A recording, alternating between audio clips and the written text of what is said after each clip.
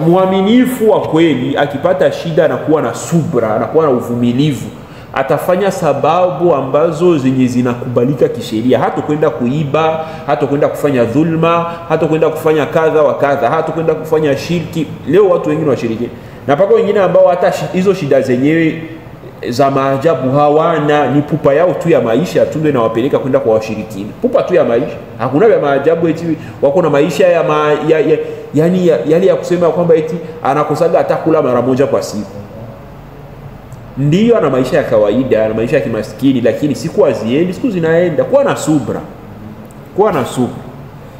Sawa. Kwa hiyo ndio maana Mtume Muhammad sallallahu alaihi wasallam anasema kuwa hali ya muaminifu ni hali ya kustaajabisha sana. In asabathu sarra'u shakara, akipatwa na jambo ambalo analipenda anashukuru, fakana khairan lahu, na hilo jambo linakuwa ni khairi kwake.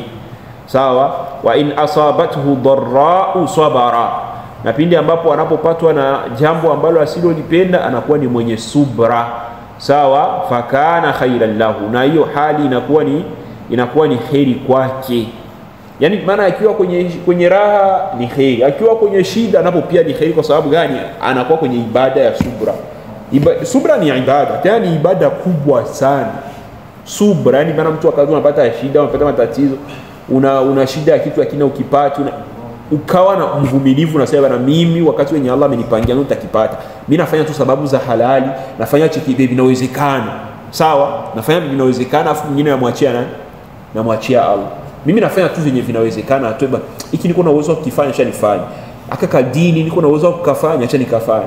Sawa. Wewe fanya vile vinawezekana, alafu mtegemee Allah. Fanya vile vinawezekana, alafu umtegemee Rabbul Izzati wal Jalal. Kwa sababu Allah subhanahu wa ta'ala anasema fa idha azamta fatawakkal ala Allah inna Allaha yuhibbul mutawakkilin. Pindi ambapo utakapoazimia kufanya jambo, mtegemee Allah, hakika Allah anawapenda wale wenye kufanyeje? Wale wenye kumtegemea Rabbul Izzati wal Jalal. Tayib.